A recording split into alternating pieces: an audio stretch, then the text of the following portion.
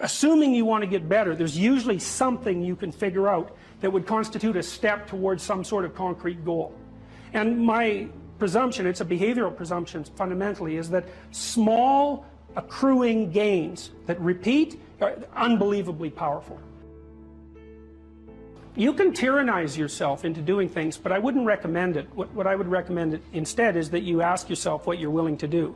It's a really effective technique. It's like a meditative technique. So for example, you can get up in the morning and you can think, well, I'd like to have a good day today, so I'd like to go to bed tonight without feeling guilty because I, didn't do some things I said I was going to do, and I'd like to have kind of an interesting day. So you've got to fulfill my responsibilities, and I want to, enjoy the day. Then you can ask yourself, well, what would I have to do in order for that to happen that I would do?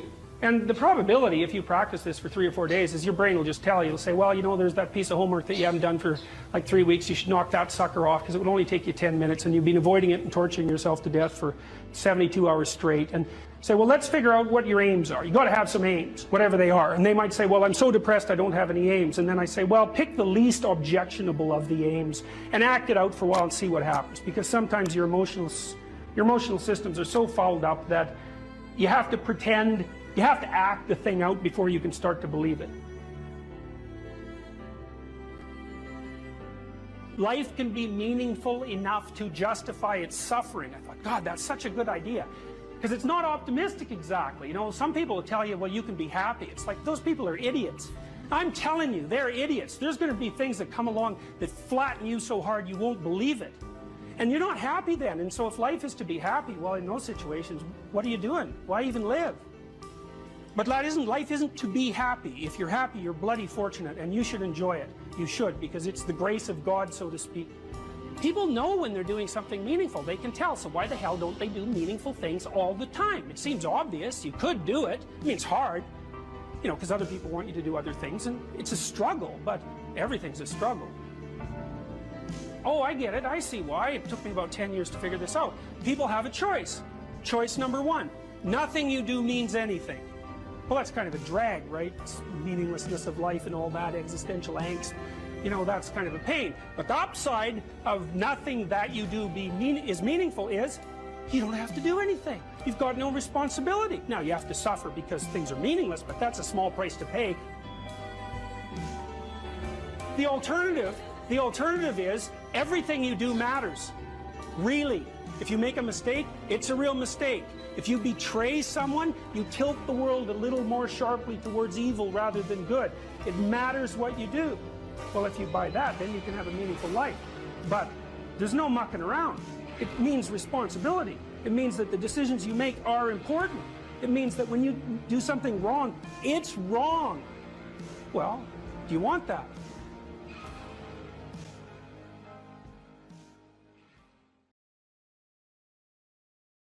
Well, I don't know what to do. It's like, that's okay. Nobody does. Go do something. Do the best thing that you can think of. Put the best plan you have into practice. It's not going to be perfect, and it will change along the way. But it will change partly because you become disciplined pursuing the path. And as you become disciplined, you become wiser. And as you become wiser, you become able to formulate better and better plans. Regulate your habits. Try to get up at approximately the same time each morning. I would recommend that you get up approximately when other people get up. So that would be something in the neighborhood of 7:30 or 8 in the morning, perhaps earlier, perhaps a little bit later, but you want to stabilize that because your circadian rhythms operate more, fluidly, and your mood is likely to be regulated better if there's islands of stability in your daily routines. Human beings like daily routines, just like dogs like daily routines. And so regulate your sleep. I would say when you get up in the morning, eat breakfast. That's a really important thing to do.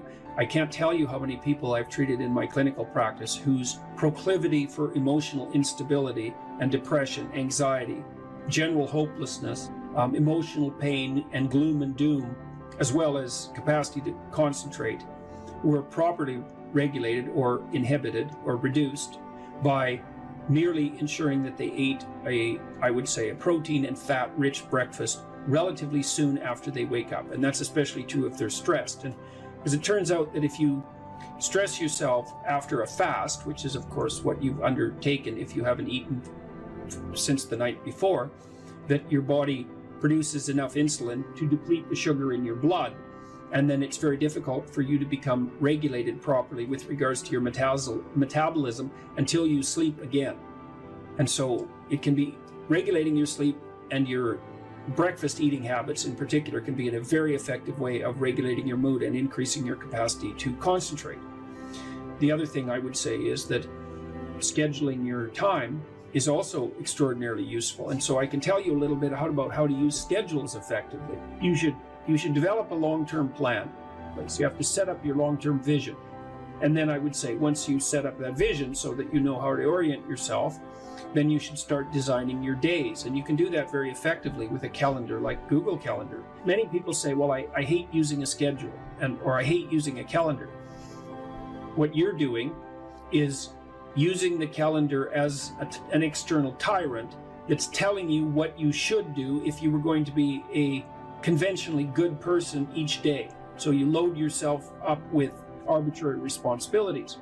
But that's not really how you should use a schedule. What you should use a schedule to do is to design the day that you would most like to have.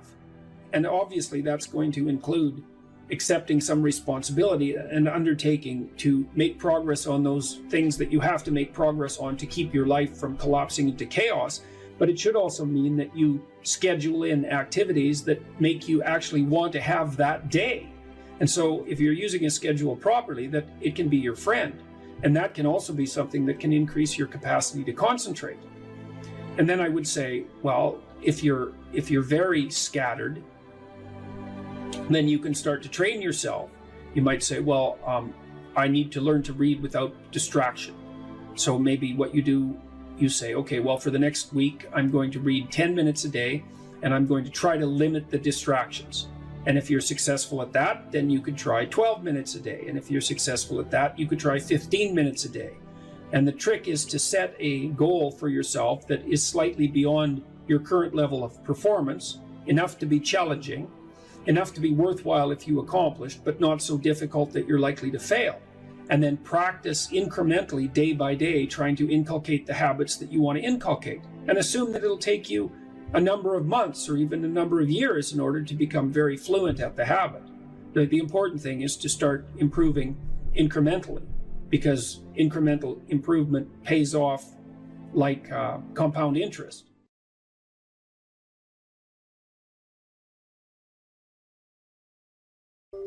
So that's an interesting thing. Well, so let's say you go over your past with a fine-tooth comb and you decide you're going to take responsibility for everything that you did that was wrong and everything that you failed to do that you could have done that was right. It's like, does that change the world? It's like, depends on how thoroughly you do it. You might say it changes the world like nothing else possibly can. And I think that that's actually right. You have to allow yourself a certain latitude for error. And that's a useful thing to know too. One of the things I tell people when they're trying to develop a vision for their life or an implementable plan is make a bad plan. Like, make the best one you can, but don't get obsessive about it. It's like, make a plan, implement it. You'll figure out when you implement it why it's stupid. Exactly. And then you can fix it a little bit.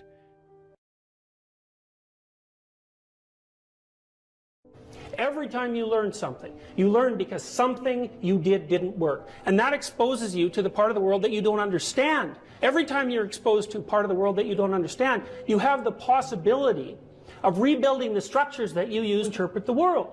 That's often why it's more important to notice that you're wrong than it is to prove that you're right. One of the things that you're supposed to learn in university is precisely that. It might be useful to listen to people that annoy you on the off chance that they know something that, if they tell you, you can use instead of dying. Talking to people who agree with what you say is like walking around in a desert. You already know everything that they say. The reason you're associating with them in that situation is so that they never say anything that challenges you, because you're afraid that if you go outside of what you understand, that you won't be able to tolerate the chaos. But it isn't the case. People have an unbelievable capacity to face and overcome things they don't understand. And not only that, that's essentially what gives life its meaning. The Buddhists say life is suffering. And you think, well, if that's the case, why bother with it? And people do ask that question, and they ask it in ways that result in their own destruction, and worse, in the destruction of others. So, for example, people who become particularly cruel, particularly in a genocidal manner, are more than willing to dispense with as many human beings as they can possibly train their sights on, because they're so disgusted by the nature of human limitation that they'd rather eradicate it. And lots of people become suicidal because they can't bear the conditions of their own existence. And suffering is real, and it's inescapable. So the question is, what do you do about it?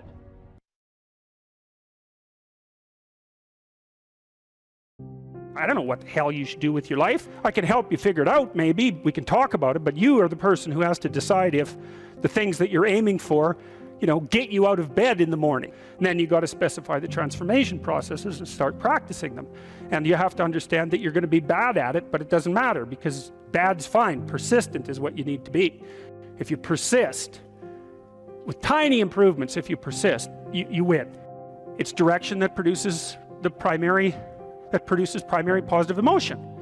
And so if you need positive emotion to move through life, which you do, because you can't even move without positive emotion, and also positive emotion is a good bulwark against terror and pain. If you need those things, then you need direction, you need a goal, you need a value structure. You let all that nonsense burn away. And you might say, well, I don't know what I should leave behind. And the answer to that is, that's a lie. All you have to do is ask yourself. You'll come up with a list instantly of 100 stupid things that you're doing that you know you could stop doing. Take on the consequences of error and learn from it, and then you win constantly, because even if something goes sideways, you think there's something to be derived from this. When you're in the world and something objects to you, something that matters objects to you, then in the entire unrealized world is in that thing that objects. It's all tangled up inside it. That's why it's the great dragon of chaos. It's everything that's outside of your conceptual structure. And what is that? It's everything that lurks outside of your walled city. And it's manifested itself like the snake in the garden. And the easiest thing to do is say, I'm not having anything to do with that. But the problem with that is, well, you get your C- and you don't do anything about it. Maybe you're a little bitter and more resentful, and your study habits get a little worse. So the next time you get like a D+, and then you collect a bunch of Fs, and then you stop going to school, and then you stop showering, right? Then you end up jumping off the bridge. And so that's how the dragon eats you when you don't pay attention to it. And so it's no bloody wonder that people avoid, you know. It's really no wonder that they avoid, because error messages contain within them the implicit world. Now, the upside of that is, well, they contain within them the implicit world. And the world isn't all negative. And so maybe you get your C-, and that's actually the best gift you ever got, because somebody finally took you and went, whack, you know, clue in. And so you take that apart and you think, oh, I don't know how to write. I don't know how to think. I've never read anything in my life. My study habits are abysmal, you know, like maybe I'm working at 2% efficiency, which it's like to find that out is so optimistic. I mean, if you're barely hanging in there, but you're only working at 2%, you might imagine what you could have as a life if you're working at like 50%. So the C- can be the best gift you ever had, and that's the gold that the dragon hoards. That's exactly what that means. That doesn't prove that you're stupid. Now, it implies that you might be stupid, but it doesn't, really, it does, and that's why you don't want to look at it. Maybe it implies that you're lazy, or implies that you're ignorant, or like it implies all sorts of terrible, but you don't want to leap to that, and that's sort of the proclamation of innocence before guilt. You are the thing that is, and you're the thing that becomes, and you should put the thing that becomes at a higher place than the thing that is. That means you also have to allow yourself to shake off those things about you that you might be pathologically attached to, habits and people, for that matter, ways of thinking, all of those things. You have to allow yourself to shake those off, and that's more like a burning. That's why the phoenix is the symbol that it is, right?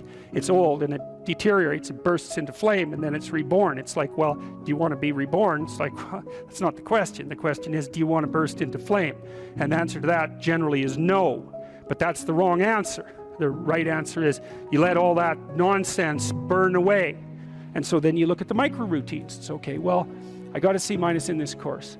Maybe I should study for that course 15 minutes more a day for the next 3 months. And then you ask yourself, do you think you could do that? No, I'm too useless. Okay, how about 15 minutes every second day? You think you could do that? You put it in your schedule, like 15 minutes every second day in the morning. And that's, well, you think, well, what's wrong with me? Well, I'm not very good at managing my study schedule. That's not quite down here at the behavioral level, but it's pretty close, because what you can take an action. You can open up your schedule and you can say, well, I'll mark 15 minutes aside, then you can practice doing that. It's pretty low level in the hierarchy. It means, well, you're still not a horrible person, you just gotta polish up your work ethic. It's like, shut the hell up most of the time, but now and then you don't shut up because it's time to say something. You don't want to make unnecessary enemies, though. Well, you don't want to take yourself apart any more than is absolutely necessary. Develop some of the micro routines on the other side of the personality distribution. So if you're disagreeable as hell, maybe you could start learning how to do nice things for people. And that actually works, by the way. So if you take disagreeable people who are depressed and you get them doing nice things for other people, their depression tends to lift. But then by the same token, if you're agreeable, then you should practice doing some things for yourself and being more tough-minded in your negotiation. You know, you're extroverted. It's like, okay, man, learn to spend some time with yourself, right? You're low in openness. Well, try reading a book that's outside of your, you know, your sphere of interest now and then.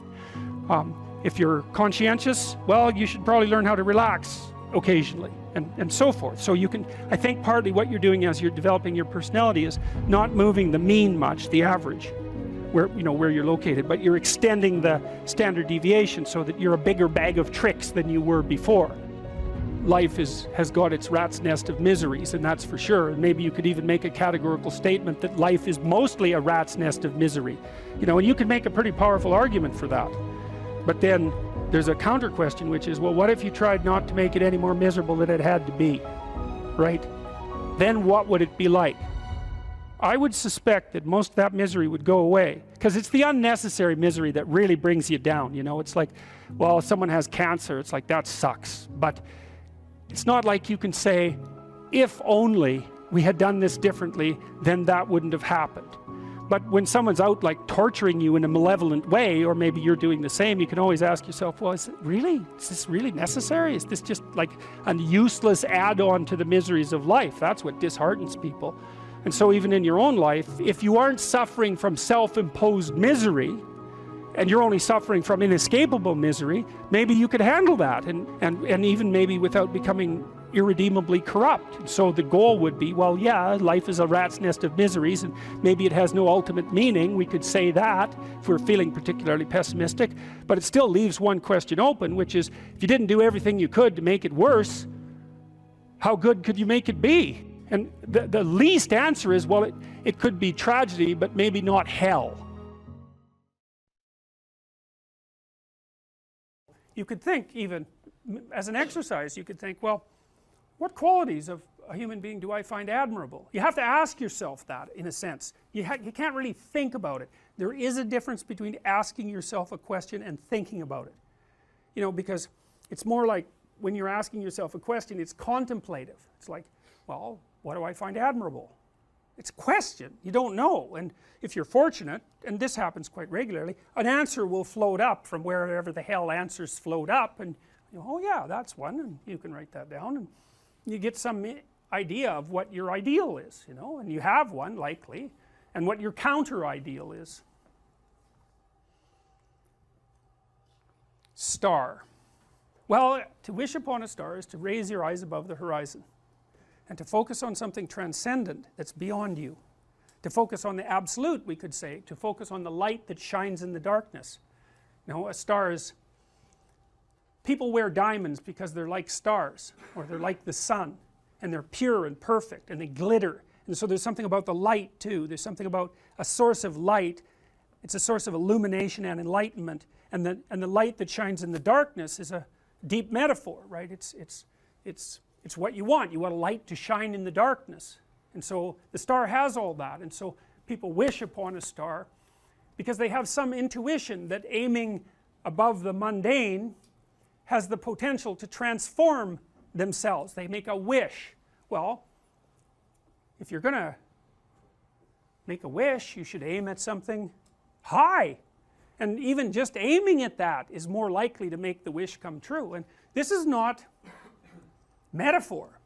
You know, I have this program which you guys are going to do called the Future Authoring Program. It's one of two assignments. One is that you write an autobiography, that's the past authoring. The other is that you write a plan for the future. That's the future authoring. I would recommend that you get started on those right now, like not right now, but like really soon, because they're harder than you think. And some of you are going to write like 15,000 words.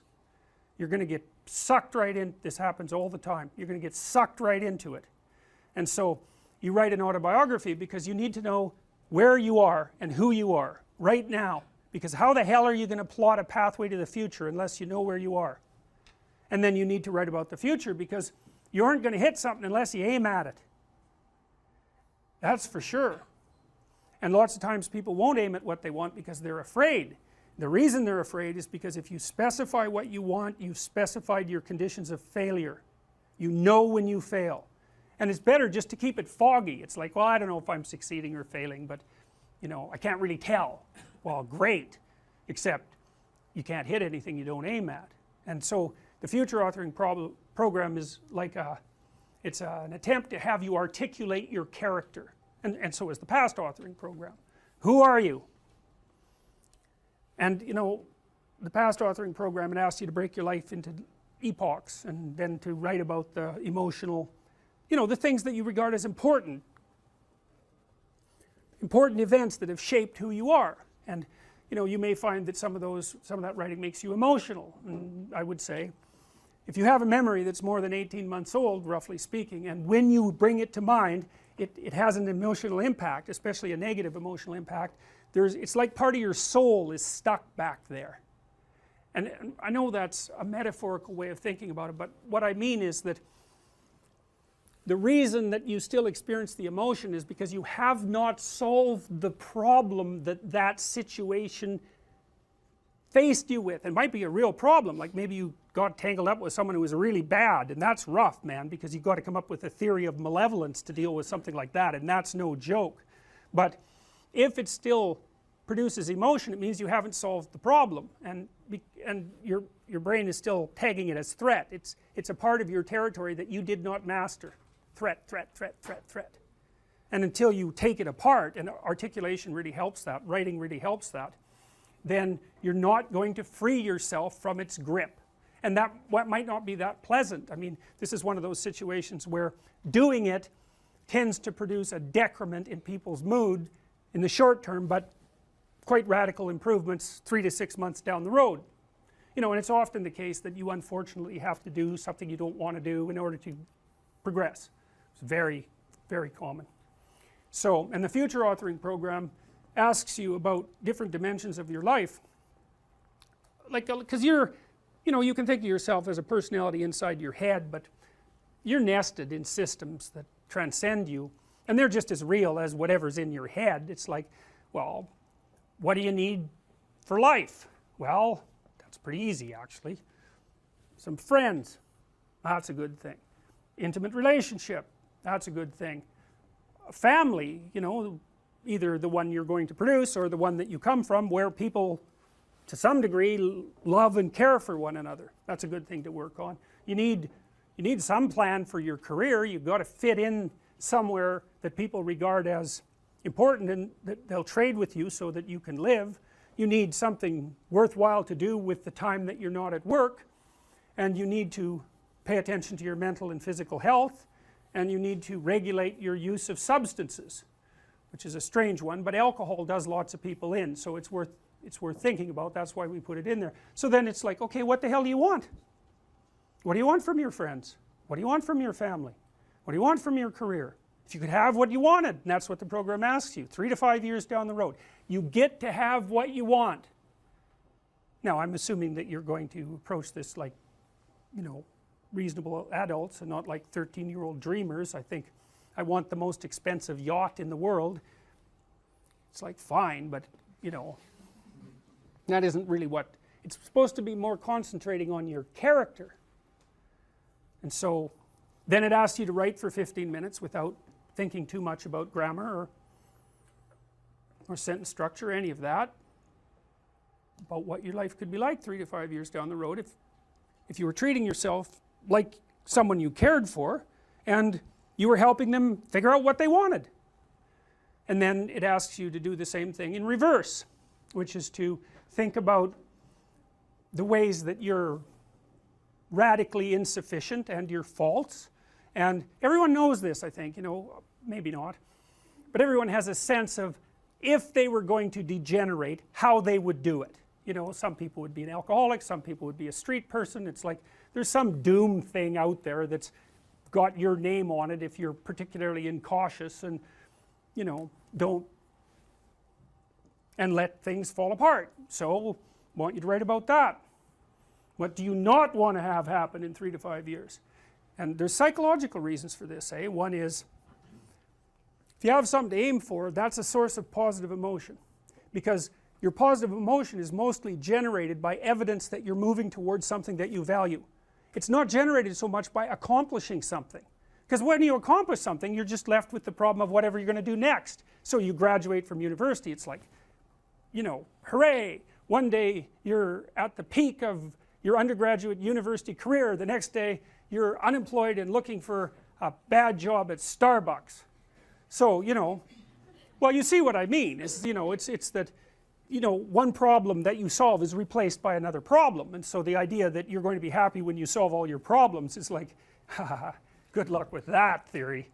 But, you know, if you're aiming at something worthwhile, and you really believe it's worthwhile, and you've thought it through, you know, so that you're not weak, you've got your damn arguments mustered, then when you make progress, even a little bit, you think, hey, that's alright, and you get a little kick, you get a little dopamine kick, and that's what you want, because that's where your positive emotion comes from. You can use cocaine if you want, but but you know, that tends to have relatively detrimental medium to long-term consequences, but it activates the same system. So you have to be aiming at something, and you should be aiming at something that's realistic, that you want, that you could get, you know, like not easily, because if it's easy, in some sense you've already got it. It's got to push you, that's part of the pleasure actually, because there's two things that you want to do when you're pursuing something that's important, and one of them is to get the thing that's important, but the other is to make yourself better at pursuing things, right? So you can get both of those at the same time.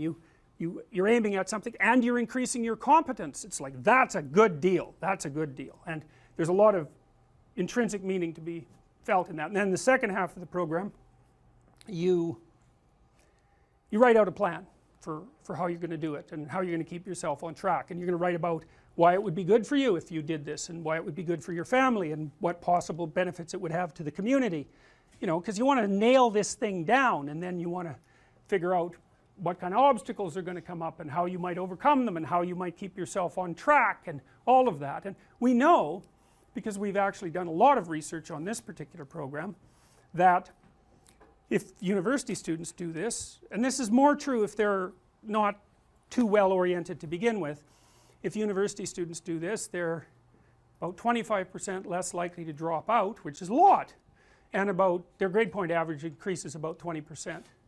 So hooray for that, you know, because you never know when you develop an intervention if it's going to work. There's also evidence, but not from my lab, that doing such things improves your physical health, and I think the reason for that is that, you know, when you go over your autobiography and you scour out those negative places that you're sort of dragging along with you, it lowers your overall stress load, because your brain is kind of, I think it's calculating how dangerous the world is by attending to the ratio of successes to failures that you've had in your life, something like that. And so, you know, if there are holes in your map that you could still fall through, then your brain regards the territory still as a bit on the dangerous side, and then you're more prepared for emergency action, and that's hard on you. So you want to go back there and fix up those experiences. If you concentrate solely on your career, you can get a long way in your career, and I would say that that's a strategy that a minority of men preferentially do. That's all they do. They work like 70, 80 hours a week. They go flat out on their career. They're staking everything on the small probability of exceptional status in a narrow domain.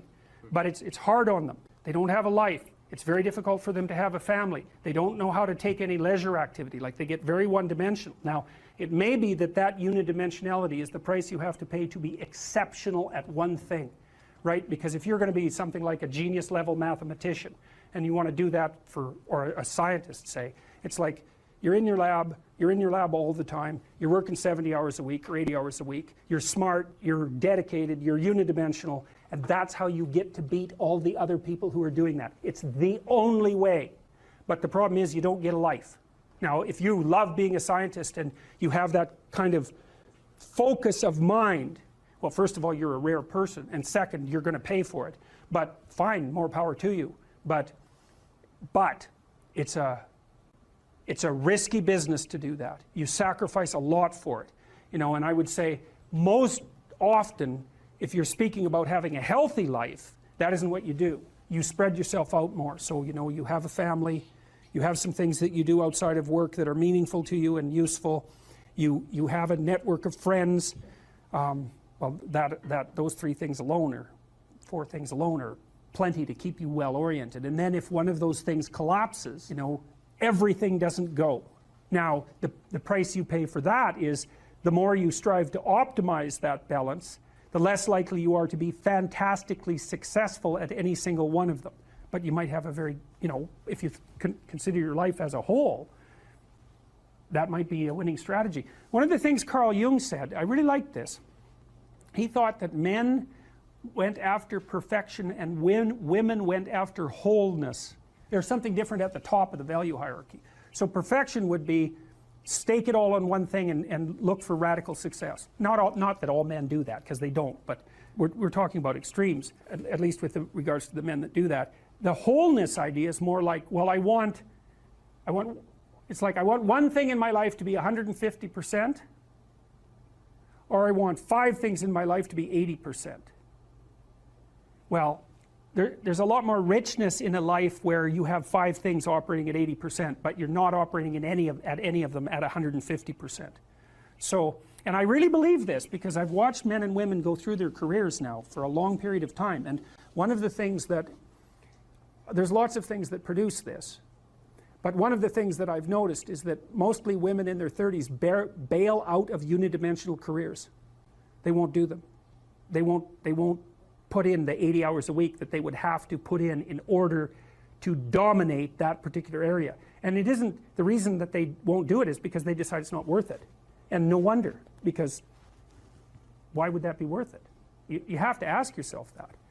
It's like, well, you want to be an outstanding scientist. It's like, okay, really, that's what you want, because that means that's what you do. Because you're competing with other people, you know, they're smart, they're hardworking, and if you want to be at the top, you have to be smarter and work harder than any of them. And working hard means working long hours. I mean, it also means working diligently, but in the final analysis, it's also an additive issue.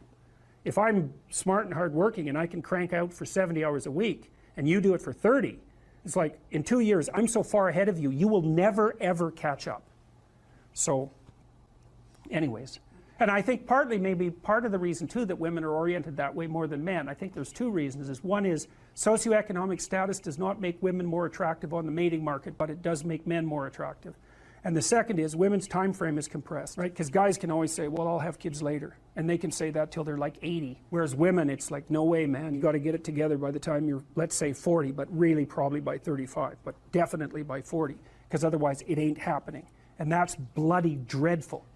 One of the common routes to extreme unhappiness is to want children and not have them. I wouldn't recommend that. You know, you see couples who are in their 30s. 1 couple in 3 over the age of 30 has fertility problems. That's defined as inability to conceive after 1 year of trying. 1 in 3. So it's worth thinking about, because people are very, very unhappy if they want to have kids and then they can't. Man, you're in the medical mill for 10 years if that's what happens to you. We've got a hypothesis that we're still working out that's supported to some degree by the relevant literature. So imagine that you're looking for a stable partner, right? So you might think, well, what do you want in a stable partner? And at least in principle, one of the things you don't want is too much mismatch between you and that person on the 5 fundamental dimensions. So for example, if you're really extroverted and you have a really introverted partner, you're going to engage in continual conflict about how much social activity the 2 of you should subject yourself to. And it's very, very difficult for people who broadly differ, widely differ on those dimensions to come to consensus, because it's not just a matter of opinion, right? It's really a matter of different, if you're looking at extremes, of really different types of people. And the thing about introverts is they just don't enjoy large-scale social interaction that much. One-on-one they're often fine, but in a group they don't like that, and it tires them out. Whereas a real extrovert, it's like you isolate them and they just wither on the vine, because a huge part of what actually motivates them in a positive way is tangled up with social interaction. And so if you're an agreeable person and you have a particularly disagreeable partner, you're also going to run into problems, because the agreeable person will say whatever you want, whenever, and the disagreeable person will say, well, I'd like to know what the hell you want for a change, and be much more harsh and much more demanding in the situation. And the agreeable person is going to find the disagreeable person harsh and unpleasant, and the disagreeable person is going to find the agreeable person wishy-washy and unable to stand up for themselves. And again, that's actually one of the primary sources of tension between men and women, because women tend to be higher in agreeableness than men. It's about half a standard deviation, which is quite a large difference by psychological standards. And so what that means, I probably haven't got the statistic quite right. If you have a group of men and women and you pick out random pairs, the woman is going to be more agreeable than the man 60% of the time. So that's not an overwhelming proportion, but it's reliable, and it's quite large by psychological standards. So there's the problem with agreeableness. With conscientiousness, well, if you're conscientious, you're industrious and orderly. And orderly people seem to be sensitive to disgust, which is something we'll talk about in detail later. We've had a hard time specifying exactly what makes industrious people industrious, because it's hard to come up with an animal model for that sort of thing, and there's no theoretical model. But our latest idea is that, it's not my idea, it's actually the idea of my graduate student, Christine Brophy, is that industrious people find it unpleasant and unsettling to not be doing something. Like, you don't need to have all these things, but you better have most of them: family, friends, career, educational goals, plans for, time outside of work, attention to your mental and physical health, etc. That's what life is about. And if you don't have any of those things, well, then all you've got left is misery and suffering. So that's a bad deal for you. So once you set up that goal structure, let's say, and that's really in many ways that's what you should be doing at university. That's exactly what you should be doing, is trying to figure out who it is that you're trying to be, right? And you aim at that, and then you use everything you learn as a means of building that person that you want to be. And I really mean want to be. I don't mean should be. Even those things are going to overlap. And it's important to distinguish between those, because that's partly, and this is back down to the micro-routine analysis. So if I was saying, well, you're going to try to make yourself more industrious, okay, number one, specify your damn goals, because how are you going to hit something if you don't know what it is? That isn't going to happen. And often people won't specify their goals too, because they don't like to specify conditions for failure. So if you keep yourself all vague and foggy, which is real easy, because that's just a matter of not doing as well, then you don't know when you fail. And people might say, well, I really don't want to know when I fail, because that's painful. So I'll keep myself blind about when I fail. That's fine, except you'll fail all the time then. You just won't know it until you've failed so badly that you're done. And that can easily happen by the time you're 40. So I would recommend that you don't let that happen. So that's willful blindness, right? You could have known, but you chose not to. Okay, so once you get your goal structure set up, you think, okay, if I could have this life, looks like that might be worth living, despite the fact that it's going to be, anxiety provoking and threatening, and there's going to be some suffering and loss involved and all of that. Obviously, the goal is to have a vision for your life such that, all things considered, that justifies your effort. Okay, so then what do you do? Well, then you turn down to the micro routines. It's like, okay, well, this is what I'm aiming for. How does that instantiate itself day to day, week to week, month to month? And that's where something like a schedule can be unbelievably useful. Google Calendar. It's like, make a damn schedule and stick to it. Okay, so what's the rule with a schedule? It's not a bloody prison. That's the first thing that people do wrong. They say, well, I don't like to follow a schedule. Well, it's like, well, what kind of schedule are you setting up? Well, I have to do this, then I have to do this, then I have to do this, and then I just go play video games, because who wants to do all these things that I have to do? It's like, wrong. Set the damn schedule up so that you have the day you want. That's the trick. It's like, okay, I've got tomorrow. If I was going to set it up so it was the best possible day I could have, practically speaking, what would it look like? Well, then you schedule that. And obviously there's a bit of responsibility that's going to go along with that, because if you have any sense, one of the things that you're going to insist upon is that at the end of the day, you're not in worse shape than you were than at the beginning of the day, right? Because that's a stupid day. If you have a bunch of those in a row, you just dig, you dig yourself a hole and then you bury yourself in it. It's like, sorry, that's just not a good strategy. It's a bad strategy. So maybe 20% of your day has to be responsibility and obligation, or maybe it's more than that, depending on how far behind you are. But even that, you can ask yourself, okay, well, I've got these responsibilities. I have to schedule the damn things in. What's the right ratio of responsibility to reward? And you can ask yourself that, just like you'd negotiate with someone who is working for you. It's like, okay, you got to work tomorrow. Okay, so I want you to work tomorrow. And you might say, okay, well, what are you going to do for me that makes it likely that I'll work for you? Well, you could ask yourself that, So maybe you do an hour of responsibility and then you play a video game for 15 minutes. I don't know, whatever turns your crank, man. But, you have to negotiate with yourself and not tyrannize yourself. Like you're negotiating with someone that you care for, that you would like to be productive and have a good life. And that's how you make the schedule. It's like, and then you look at the day and you think, well, if I had that day, that'd be good. Great. And you're useless and horrible, so you'll probably only hit it with about 70% accuracy, but that beats the hell out of 0, right? And if you hit it even with 50% accuracy, another rule is, well, aim for 51% the next week, or 50.5% for God's sake, or because you're going to hit that position where things start to loop back positively and spiral you upward. And so that's one way that you can work on your conscientiousness, is plan a life you'd like to have. And you do that partly by referring to social norms. That's more or less rescuing your father from the belly of the whale. But the other way you do that is by having a little conversation with yourself about, as if you don't really know who you are, because you know what you're like. You won't do what you're told. You won't do what you tell yourself to do. You must have noticed that. It's like you're a bad employee and a worse boss. And both of those work for you. You don't know what you want to do, and then when you tell yourself what to do, you don't do it anyways. You should fire yourself and find someone else to be. But my point is that you have to understand that you're not your own servant, so to speak. You're someone that you have to negotiate with, and you're someone that you want to present the opportunity of having a good life to. And that's hard for people because they don't like themselves very much. So, they're always like cracking the whip and then procrastinating, and cracking the whip and then procrastinating. And it's like, God, it's so boring and such a pathetic way of spending your time. And you know what that's like, because you probably waste like 6 hours a day. And I think we did an economic calculation about that a while back, right? Your time's probably worth $50 an hour, something like that. I mean, you're not getting paid that now, but you're young. And so this is investment time. And what you do now is going to multiply its effects in the future. So let's say it's $50 an hour, which is perfectly reasonable. So if you waste 6 hours a day, and then you're wasting about $2,000 a week, or about $100,000 a year. So like, go ahead, but that's what it's costing you every hour. And you need to know what your damn time is worth. So let's say it's not $50, it's 30, whatever. Maybe it's 100, it's somewhere in that range.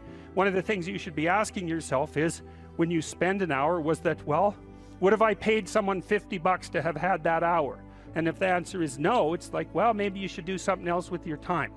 And it depends on whether or not you think that your time's worthwhile. But the funny thing about not assuming that is, if you assume your time isn't worthwhile, what happens is you don't just sit around sort of randomly in a state of responsibility-less bliss. What you do is you suffer existentially. And so that seems like a stupid solution. You need structure, you need predictability, and you need more of it than you think, just to keep you sane.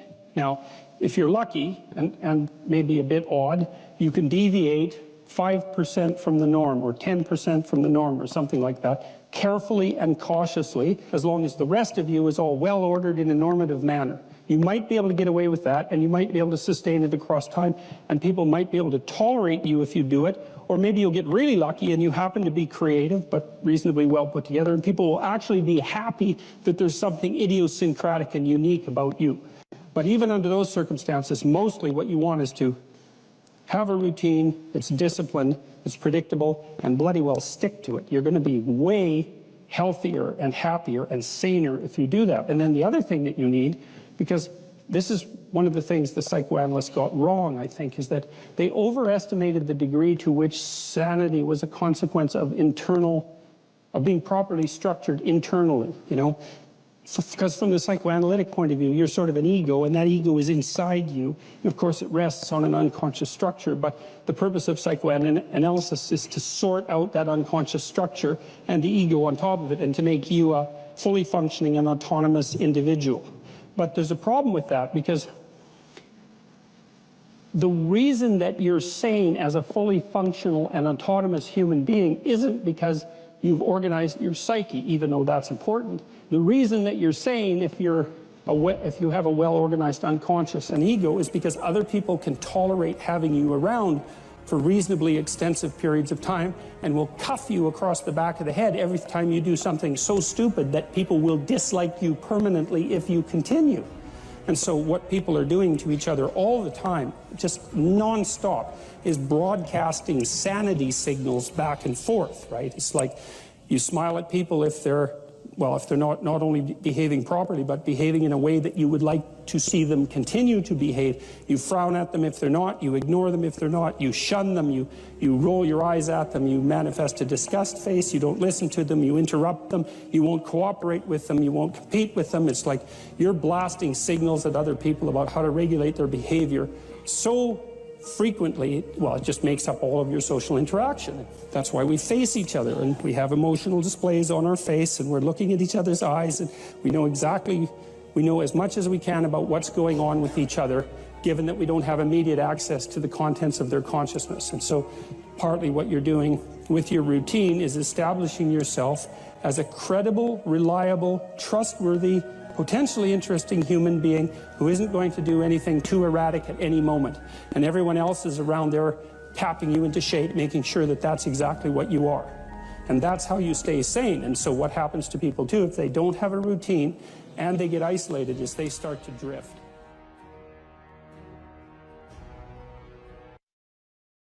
So there's this weird dynamic that's part of the existential system of ideas between human vulnerability, social judgment, both of which are major causes of suffering, and the failure of individuals to adopt the responsibility that they know they should adopt. It isn't merely that your fate depends on whether or not you get your act together and to what degree you decide that you're going to live out your own genuine being. It isn't only your fate. It's the fate of everyone that you're networked with. And so, you know, you think, well, there's 9 billion, 7 billion people in the world. We're going to peak at about 9 billion, by the way, and then it'll decline rapidly. But 7 billion people in the world, and who are you? You're just one little dust mote among that 7 billion. And so it really doesn't matter what you do or don't do, but that's simply not the case. It's the wrong model, because you're at the center of a network. You're a node in a network. Of course, that's even more true now that we have social media. You'll know 1,000 people, at least, over the course of your life. And they'll know 1,000 people each, and that puts you one person away from 1,000,000, and two persons away from 1,000,000,000. And so that's how you're connected. And the things you do, they're like dropping a stone in a pond. The ripples move outward, and they affect things in ways that you can't fully comprehend. And it means that the things that you do and that you don't do are far more important than you think. And so if you act that way, of course, the terror of realizing that is that it actually starts to matter what you do. And you might say, well, that's better than living a meaningless existence. It's better for it to matter. But I mean, if you really asked yourself, would you be so sure if you had the choice? I can live with no responsibility whatsoever. The price I pay is that nothing matters. Or I can reverse it and everything matters. But I have to take the responsibility that's associated with that. It's not so obvious to me that people would take the meaningful path. You know, when you say, well, nihilists suffer dreadfully because there's no meaning in their life and they still suffer. Yeah, but the advantage is they have no responsibility.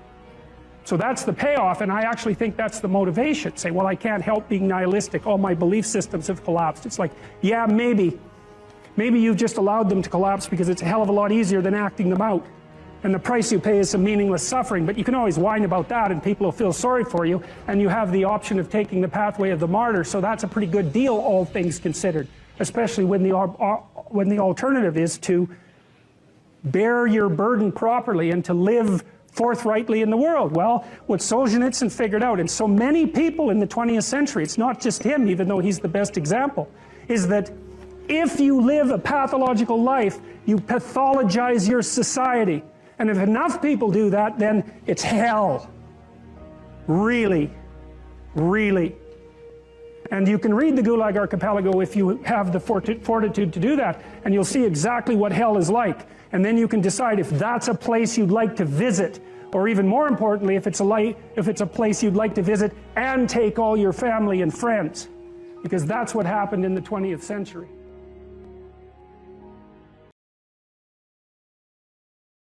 It's known from multiple dimensions simultaneously that the system that produces happiness, let's say in the founder's sense, produces that emotion in relationship to the observation of movement towards a valued goal. And so you can derive some conclusions from that. The first is that without a goal, there's no happiness, by definition, because happiness marks movement towards a valued goal. The next is, well, the higher the goal, the more value there is in the observation of movement towards it. And so out of that, you might ask, well, then what's the highest goal? Because why don't we go for that? Well, then you could say, well, you should do your best for the best. You might say, well, that's just to make me hedonically happy. It's like, well, wait a second, cocaine will work for that, because it actually even activates this system. But what about tomorrow and next week and next month? And so the problem with hedonism as a goal is, first of all, it vanishes when you're suffering. But even failing that, if you're serving yourself hedonically in the narrow sense, it's just about me and my pleasure. It's like, okay, which you? Today's you, tomorrow's you, next week's you, next month's you. What about next year, 5 years from now, 10 years from now? You're going to lead a hedonic and dissolute life, and what are you going to be, a burnt-out shell and a wreck, a dismal wreck in 10 years? Because that's what'll happen. And so if you don't construe yourself as a community stretched out across time, then you're not even serving yourself. And if you do construe yourself as a community stretched across time, then serving other people and serving yourself turn out to be exactly the same thing. I just did a course on the Sermon on the Mount, and Christ, in one of the sections of that sermon, he says to people that you shouldn't lose your saltiness, you shouldn't lose your savor, and you're the salt of the earth, and without that salt, everything loses its flavor. And salt is a preservative, and it's a spice, and that's often conceptualized, that phrase, as referring to the salt of the earth, the solid, reliable types who bear all burdens. But that is not what it means. I looked at a lot of different translations. I talked to a lot of people about that verse, and really what it means is, well, there should be some spiciness and unpredictability and humor about you. And there should be some play in the system, right? Because that's what stops you from just being the narrow, dead, past letter of the law with no spirit. There should be some snake inside the tree, right? There should be some fire inside the bush. Those are all ways of construing that are symbolically equivalent. There should be some dynamism in you, and a fair bit of that's associated with, well, enthusiasm. That's fun, but enthusiasm means to be imbued with the Spirit of God. That's why people like comedians so much too, because that's what they do. And so you have to leaven the duty with humor, and your book does a lovely job of that too, because your book, which is a very conservative book in the best possible way, and is a call to duty and responsibility, but you constantly return to themes of both stoicism and humor, which are tied together in some sense. I was just in Newfoundland for the last week doing a documentary there, and Newfoundland's a rough rock, and it's beautiful and harsh, and the people there are tough and resilient, man, because they had to be. And Newfies have a great sense of humor, and they're always making fun, and that's a necessary leaven, right? That ability to deal with serious matters with a light touch, and It's something I'm trying to learn to do more and more, even in the most serious of conversations, because if you're a master, you've got both. You've got that light touch and that sense of humor. You really see that in military people who've been through rough situations.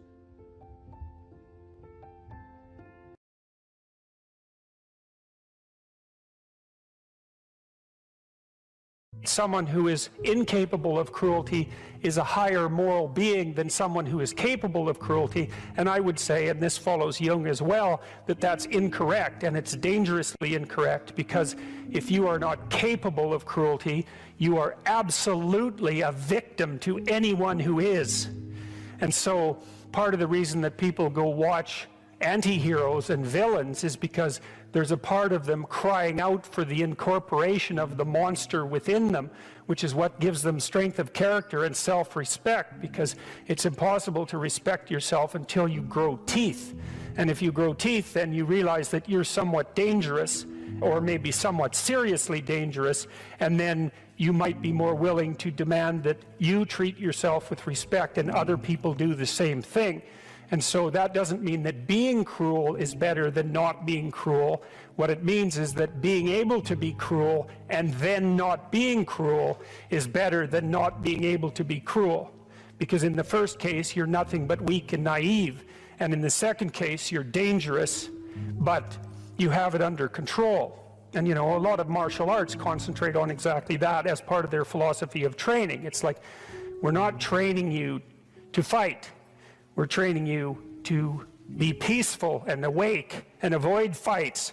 But if you happen to have to get in one, and I guess the philosophy also is that if you're competent at fighting, that actually decreases the probability that you're going to have to fight, because when someone pushes you, you'll be able to respond with confidence, and with any luck, and this is certainly the case with bullies, with any luck, a reasonable show of confidence, which is very much equivalent to a show of dominance, is going to be enough to make the bully back off. And so the strength that you develop in your monstrousness is actually the best guarantee of peace. And that's partly why Jung believed that it was necessary for people to integrate their shadow. And he said that was a terrible thing for people to attempt, because the human shadow, which is all those things about yourself that you don't want to realize, reaches all the way to hell. And what he meant by that was, it's through an analysis of your own shadow that you can come to understand why other people are capable, and you as well, of the sorts of terrible atrocities that characterized, let's say, the 20th century.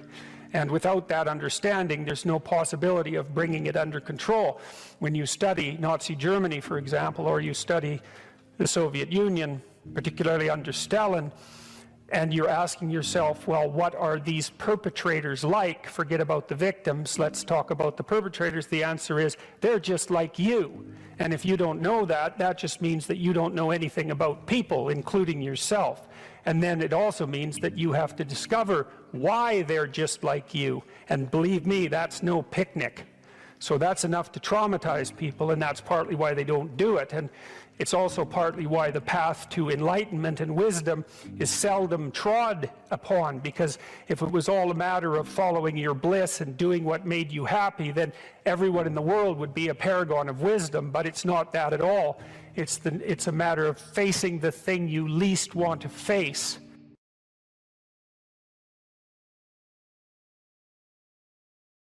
It's very helpful for people to hear that they should make themselves competent and dangerous and take their proper place in the world. Competent and dangerous?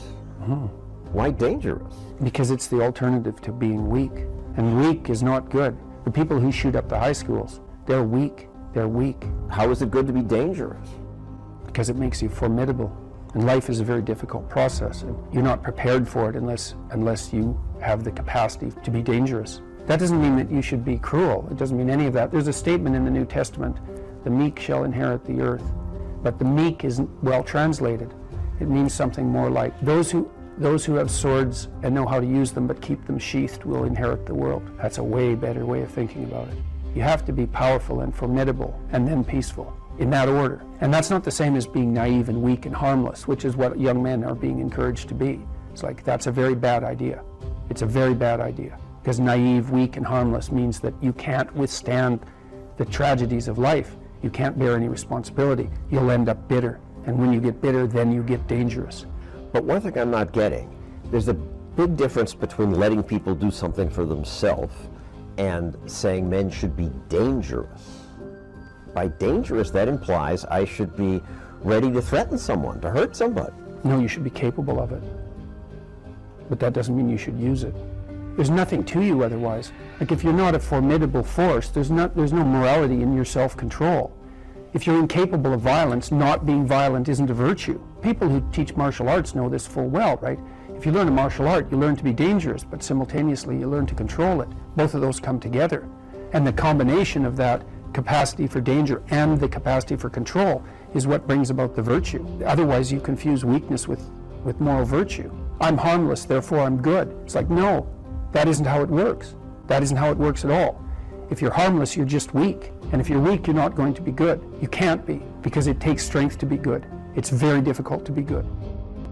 People are afraid of the truth because often if you reveal it, it causes conflict in the moment. Telling the truth is definitely an adventure. Seeking for sure, but also telling. Another way of going about it is to just say what you think and see what happens. That's an adventure, because you don't know what the outcome is going to be. So look, there's this old idea that it's necessary to have faith in the truth. And so here's a way of thinking about that. Someone asks you a question and you might think, well, here's the outcome I want, and so here's how I'm going to answer that question. So that's one way of approaching it. But another way of approaching it is, you ask me a question, I'm going to think about the answer, and I'm just going to tell you what I think. And it doesn't matter what the outcome is, because I'm willing to see what the outcome will be, predicated on the idea that there isn't a better outcome than the one that truth produces. Even if it's harsh and terrible in the short term, and sometimes it is, it's like there isn't a better way of doing it. Now, you might say, well, how do you know that? And the answer is, well, I don't know that. That's why it's an article of faith, because I believe, and I believe this deeply, the being that you produce as a consequence of telling the truth is good, by definition, even though it's harsh and often uncomfortable, because you get in trouble. One of the things that I've really learned recently, or learned to articulate better, is that there's a very tight relationship between aspiration and responsibility. The first question might be, do you need to aspire to something? And the answer is, well, yes, because you have to do something. If you just sit there, you'll die. You can't just sit there. You have to go act out in the world. Okay, so act towards what? Well, that's whatever your aspiration is. You have to have an aim. Okay, well, what should the aim be? Well, it should be something worth doing, let's say. Why do something that you don't feel is worth doing? What do you think's worth doing? Well, if you watch other people and you judge when they're doing something worthwhile, you usually judge them positively if you see that they're taking responsibility, at least for themselves. But do you want to be completely useless so other people have to take care of you? That's pretty pathetic. And maybe you could get your act together so you're taking care of yourself and your family. And maybe you could even do better than that and take care of yourself and your family and your community. Well, good for you. That's responsibility, and that's an aim. Well, here's one of the things that's cool about that, is that your life doesn't have meaning without aspiration or an aim. Okay, so you need a hierarchy of values. There's got to be something at the top. It's got to be something important. If you don't have that, your life doesn't have any meaning. So if you criticize the hierarchy, or even the idea of hierarchy, you destroy the idea of aspiration, and then people have nothing. Well, that's not helpful. People are built for a struggle, and they're built for a weight, and you want to take on a heavy burden voluntarily. See if you can put yourself together. See what you can do out in the world while you're waiting to die. It's an all-in game. It better be worthwhile. You need a family, you need friends. Like, you don't need to have all these things, but you better have most of them. Family, friends, career, educational goals, plans for, time outside of work, attention to your mental and physical health, etc. That's what life is about. And if you don't have any of those things, well, then all you've got left is misery and suffering. So that's a bad deal for you. So, number one, specify your damn goals, because how are you going to hit something if you don't know what it is? That isn't going to happen. And often people won't specify their goals too, because they don't like to specify conditions for failure. So if you keep yourself all vague and foggy, which is real easy, because that's just a matter of not doing as well, then you don't know when you fail. And people might say, well, I really don't want to know when I fail, because that's painful, so I'll keep myself blind about when I fail. That's fine, except you'll fail all the time then. You just won't know it until you've failed so badly that you're done. And that can easily happen by the time you're 40. You would like to be productive and have a good life, and that's how you make the schedule. It's like, and then you look at the day and you think, well, if I had that day, that'd be good. great, you know, and you're useless and horrible, so you'll probably only hit it with about 70% accuracy, but that beats the hell out of 0, right? And if you hit it even with 50% accuracy, another rule is, well, aim for 51% the next week, or 50.5% for God's sake, because you're going to hit that position where things start to loop back positively and spiral you upward. So that's one way that you can work on your conscientiousness, is to plan a life you'd like to have. And you do that partly by referring to social norms. That's more or less rescuing your father from the belly of the whale. But the other way you do that is by having a little conversation with yourself about, as if you don't really know who you are, because you know what you're like. You won't do what you're told. You won't do what you tell yourself to do. You must have noticed that. It's like you're a bad employee and a worse boss, and both of those work for you. You don't know what you want to do, and then when you tell yourself what to do, you don't do it anyways. But, you know, my point is that you have to understand that you're not your own servant, so to speak. You're someone that you have to negotiate with. And you're someone that you want to present the opportunity of having a good life to. And that's hard for people, because they don't like themselves very much. They're always like cracking the whip and then procrastinating, and cracking the whip and then procrastinating, and it's like, God, it's so boring and such a pathetic way of spending your time. And you know what that's like, because you probably waste like 6 hours a day. What you do now is going to multiply its effects in the future. So, and you need to know what your damn time is worth. One of the things you should be asking yourself is, when you spend an hour, was that, well, would have I paid someone $50 to have had that hour? And if the answer is no, it's like, well, maybe you should do something else with your time. And it depends on whether or not you think that your time's worthwhile.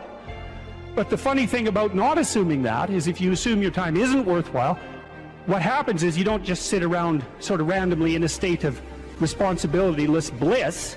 What you do is you suffer existentially. Someone who is incapable of cruelty is a higher moral being than someone who is capable of cruelty. And I would say, and this follows Jung as well, that that's incorrect, and it's dangerously incorrect, because if you are not capable of cruelty, you are absolutely a victim to anyone who is.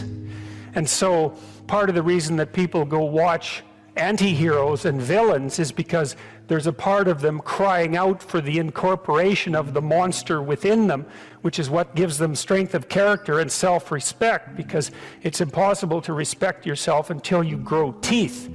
And if you grow teeth, then you realize that you're somewhat dangerous, or maybe somewhat seriously dangerous, and then you might be more willing to demand that you treat yourself with respect and other people do the same thing. And so that doesn't mean that being cruel is better than not being cruel. What it means is that being able to be cruel and then not being cruel is better than not being able to be cruel. Because in the first case, you're nothing but weak and naive.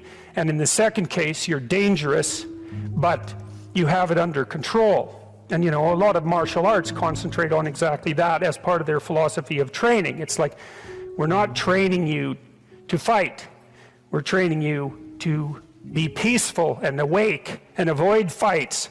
But if you happen to have to get in one, and I guess the philosophy also is that if you're competent at fighting, that actually decreases the probability that you're going to have to fight, because when someone pushes you, you'll be able to respond with confidence, and with any luck, and this is certainly the case with bullies, with any luck, a reasonable show of confidence, which is very much equivalent to a show of dominance, is going to be enough to make the bully back off.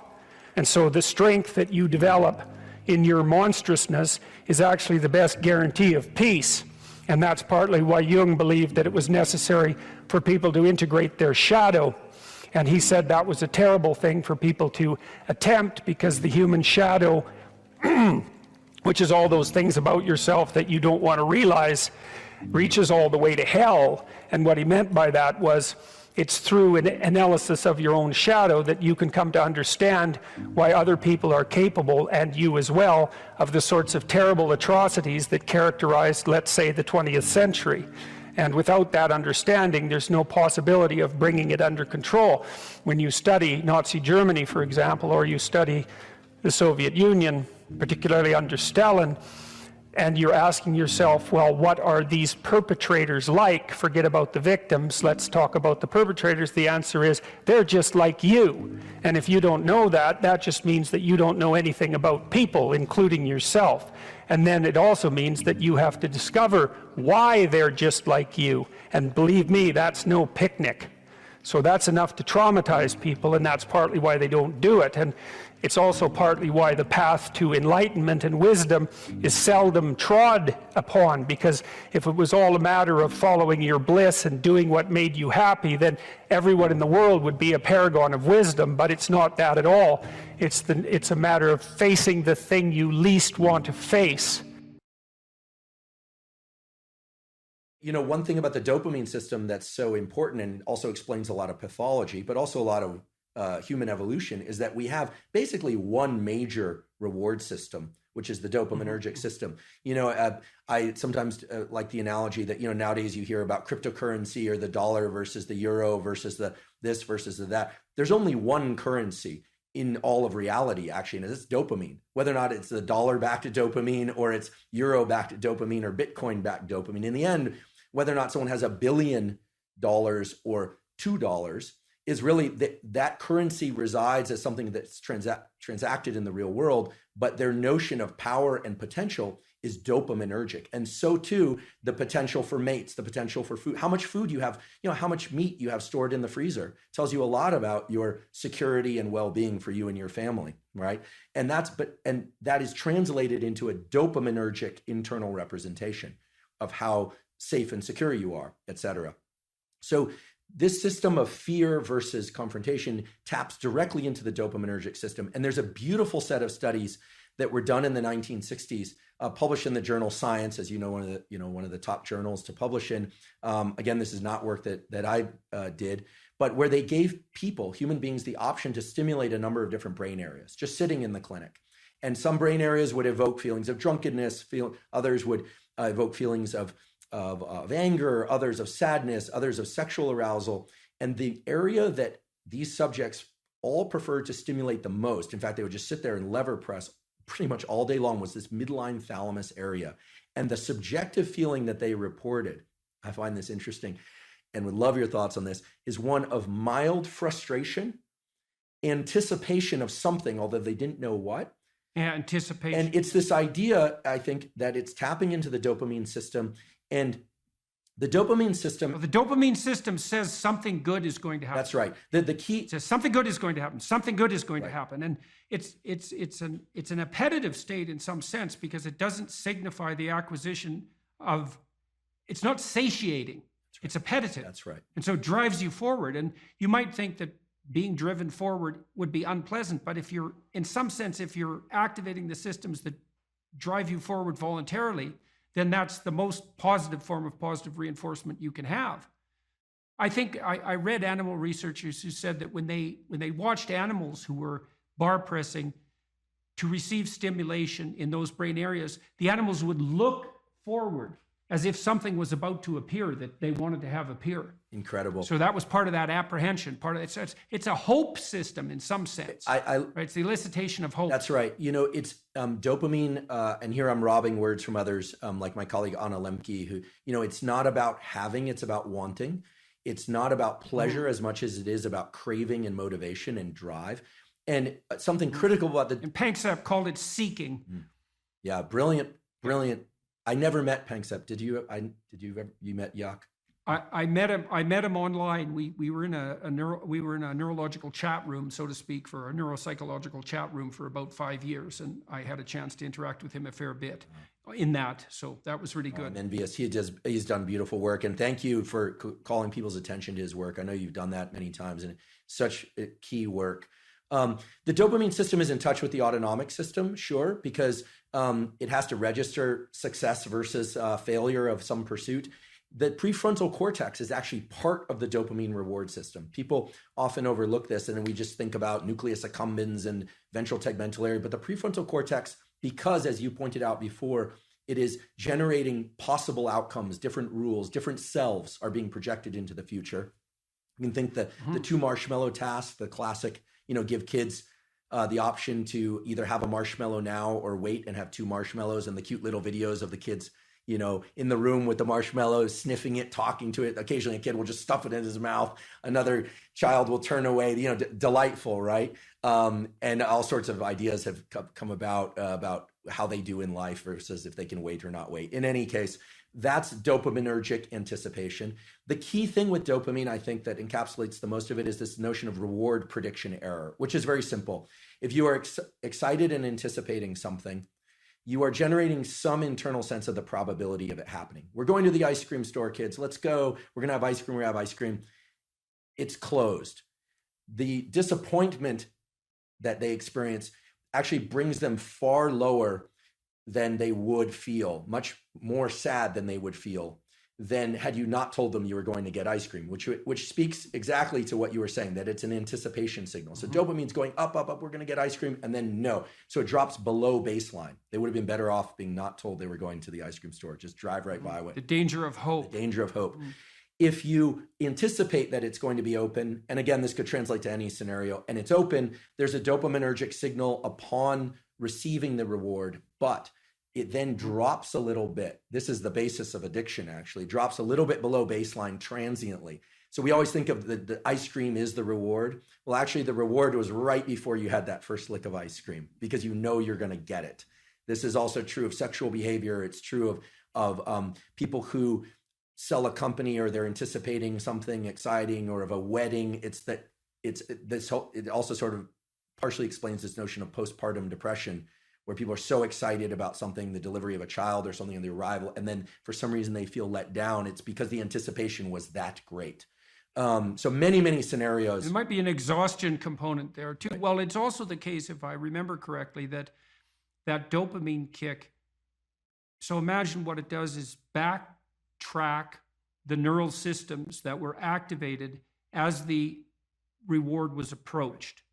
So then it feeds back reinforcement, not reward, but mediates cellular growth and maybe myelinization. It's increasing the efficiency of the neural connections of the systems that were activated just prior to receiving that reward in the order they were prioritized. That's right. In the order they were manifested.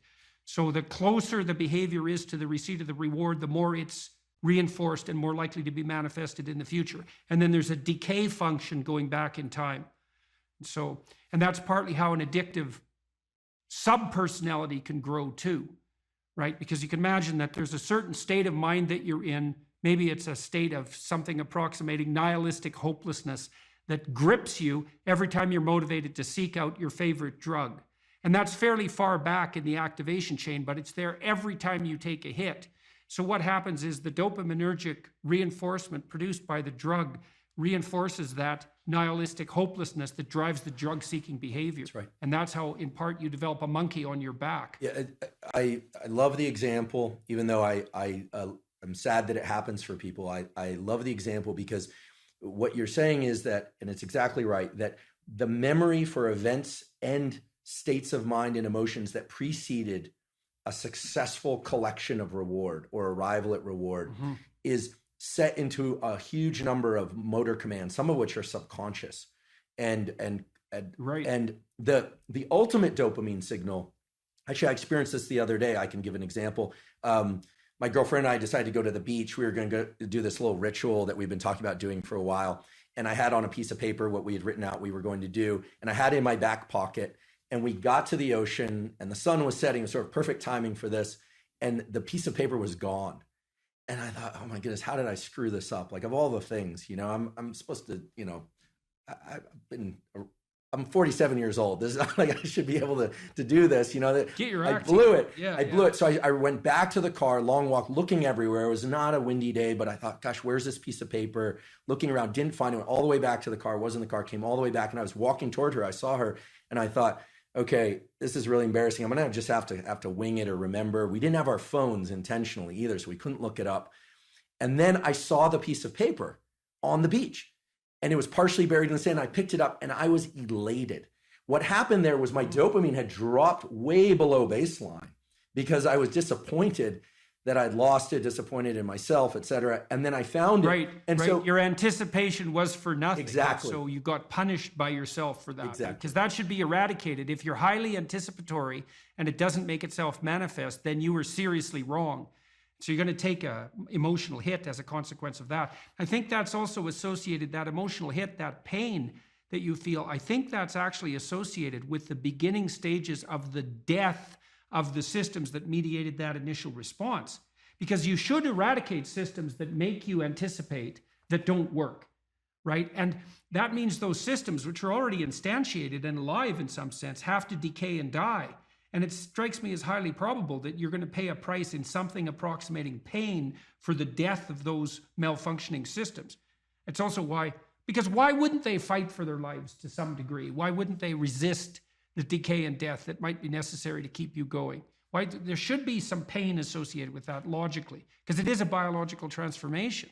Yeah, it's an interesting lens to view it through. That self image that I had in that moment of, I'm the responsible partner who can take care of a simple thing, right? For this nice little ritual that we'd been talking about doing for a while. I failed, right? So that part. Well, it's also so interesting. You think about that. This is a depressive cascade, and it's very hard to bind, because imagine you anticipate something and then you make a mistake. Now the question then becomes, how significant is the mistake? And one view of your error would be, well, the paper blew out of my pocket and that could happen to anybody. And the more catastrophic interpretation would be, and it's an extension of the thought path that you started to walk down, well, I'm near 50 years old, I should be much more responsible than this, and there's something wrong with me as a person. And then a depressive person would go even further. They'd say, well, not only is there something wrong with me in this decision, this is a decision like every other decision I make right now. I never make a good decision. In the past, I've never made a good decision, and there's no way I'm going to change in the future. And so the depressive takes that punishment response, let's say, that's a consequence of failed anticipation, and can't bind it. It just takes out all of their potential future selves. That's a good way of thinking about it. Yeah. And so then they're in a depressive pit. Yeah, so that's too much learning from failure. Right.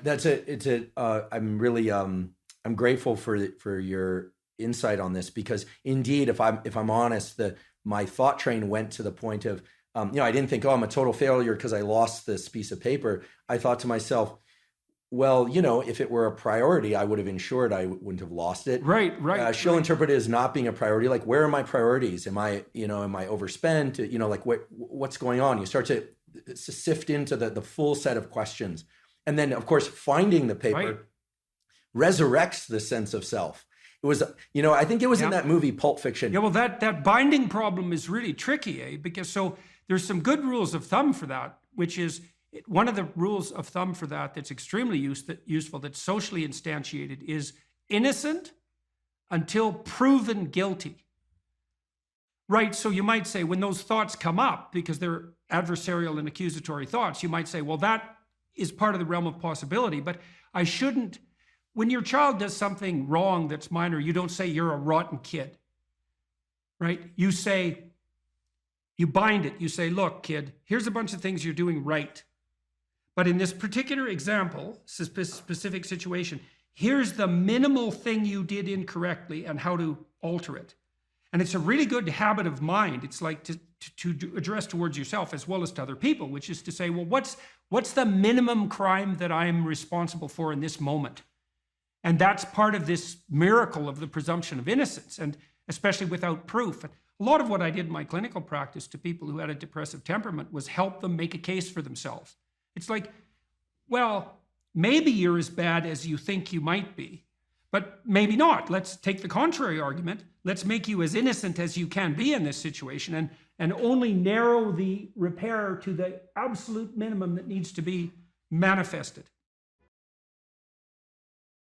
When I talked about hierarchies, now it's very important where you are in your hierarchical position with regards to other people in relationship to your mental health. And this is a really important thing to understand, because you have an ancient counter in your brain, and that was the point of the biological comparisons, and lobsters being one set of comparisons, but not only lobsters. We know perfectly well, animal behaviorists, people who know their neuropsychopharmacology, know perfectly well that the serotonergic system operates quite similarly across most animals with complex nervous systems, and one of the things that it does is track relative status position. And in birds, wrens, which is another example I used, a lot of it is power. You know, wren's a little bird. It's quite a cute bird. It sings very nicely, and you think it's harmless, but it's not. It's a vicious little character. And I used to sit in my backyard and record wren songs on my tape recorder, and the wren that lived in our backyard would dive bomb it, 4 inches away, and it was very brave of him. And he had a little nest that was up in a tree, and there were some nests that we had built, birdhouses, in the neighborhoods nearby, in the yards nearby. And he would go, like half his day spent stuffing those other birdhouses with sticks, so full that no bird could get in them. It was like, this is my damn yard, which is what he was saying when he was singing so beautifully. And you better look the hell out, because if you build, I'm going to stuff your damn house with sticks, and if I see you sitting on a branch, I'm going to dive bomb you and knock you off. And that's power, and that's what wrens do, despite the fact that they're cute. And chickens do the same thing. There are pecking orders among chickens, and virtually every animal. Wolf packs organize themselves into hierarchies, and chimpanzees organize themselves into hierarchies, and there are rat hierarchies, and hierarchical organization is the rule among animals that live somewhat socially, and even those who don't, that occupy the same geographical territory. There has to be some way of organizing access to relatively scarce resources that doesn't result in chronic combat.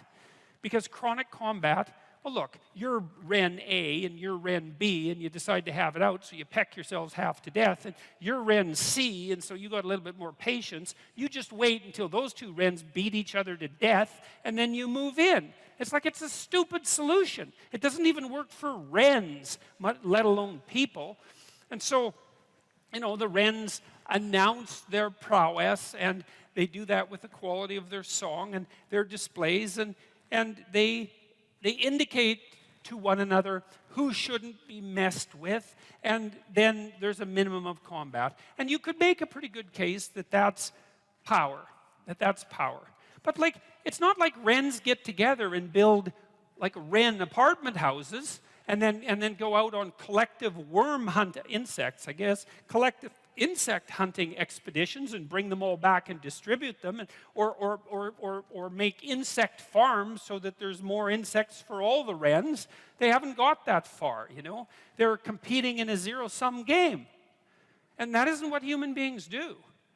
We figured out how to not have zero-sum games a very, very long time ago. And it turns out that if the game you're playing isn't zero-sum, right, which means that there's only a finite number of resources and everybody has to fight to the death for them, and some are going to get the lion's share and others are going to starve. If you're not playing a zero-sum game, then you can learn to cooperate and compete in an intelligent and civilized manner, and all of a sudden, there's more than enough for everyone. Now, still, some people are going to have more than others, but there's nothing. How are you going to stop that? And do you want to?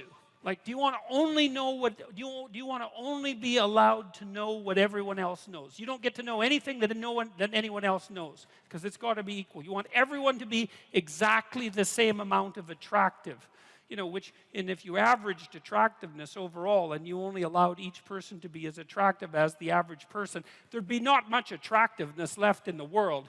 And it seems to me that would be quite the loss, And strength.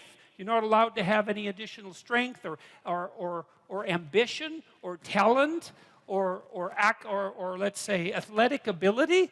It's like, or artistic ability. I mean, aren't we kind of happy that there's massive inequality in the distribution of talent? I know it's harsh and hard, but you can't expect everybody to have every talent that there is, and it would be a hell of a sacrifice if no one got to have any talent, because it wouldn't be fair. And so I don't get the whole equality of outcome thing. It isn't going to work. There aren't that many geniuses, you know? We want to exploit the geniuses and get them to work for us. And if the price is that somebody has more than you do of something, well, suck it up for Christ's sake.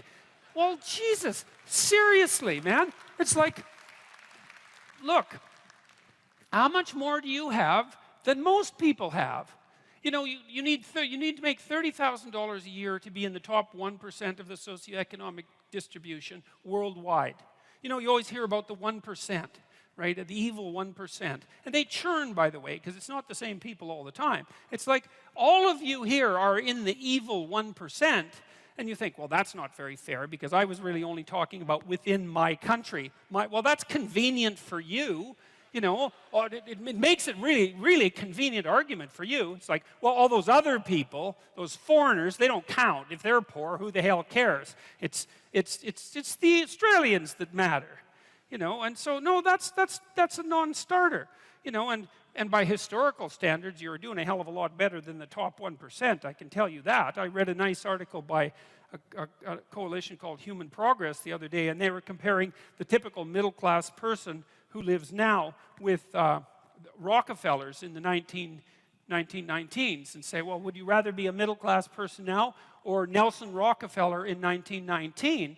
And the answer seemed pretty damn clear that, well, you know, if you were Nelson Rockefeller, then you would have been richer than anyone else. And there's something to be said for that status, right? Because people do like to have more than others. I don't know if it's a good thing or not, but it is one of the things that we like. And so you'd have that. You'd be richer than everyone else. But there'd be all sorts of things that you have that now that Nelson Rockefeller wouldn't have had a hope of purchasing, like the antibiotics that he would have needed to stop his son from dying, for example, you know, just as a start. And so I think this complaint about inequality. Look, no one likes inequality exactly. You walk down the street. This is why I always get a kick out of people who protest. I'm against poverty. It's like, really? You're against poverty. And you think that's a unique enough attribute so that it was worth your time to make a sign that said that you were against poverty and show other people. It's like, I've never met anyone that was for poverty. You know, you walk down the street with someone who's pretty well off, you know, and they've got 1920s spats on and a bowler, and they're feeling pretty damn rich, and a Stockster's certificate sticking out of their back pocket, and, you know, there's a homeless person there, and they give them a good kick, and they say, the more poverty, the better. It's like, no. You know, when people walk down the street and you see homeless people, and they're often, homelessness is a complex problem. Like you think, well, homeless people are poor. It's like, yeah, man. That's like one problem they have out of 50. And like I've worked with poor people, you know, in my clinical practice, and poor in multiple dimensions. And many of them, you gave them money, they were just done. Especially if they were like alcoholics and cocaine addicts. As long as they were broke, they had some hope of living through the next month. But as soon as their unemployment check showed up, man, they were face down in the ditch 3 days later, right? Nothing but cocaine and alcohol with all their idiot friends for 3 days. And then they'd show up back in my practice saying, you know, God, I relapsed again. I said, well, what happened? Well, my money came in. It's like, yeah, money's really going to do you a hell of a lot of good. It'll just kill you faster than poverty. Now, not that there's anything good about poverty, but it's not like these are simple problems. You walk down the street and you see someone who's been an alcoholic for 20 years and maybe they're addicted to methamphetamines as well, or maybe they're schizophrenic. It's like, it isn't unequal distribution of monetary resources that is the primary cause for that problem, and it isn't going to be some sort of straightforward redistribution that's going to fix it, because it's way more complicated than that. And so, and then the whole power thing too. It's like, look, I get it. I get the left wing issue, and I really do. And I think I get it better than the damn left-wingers get it.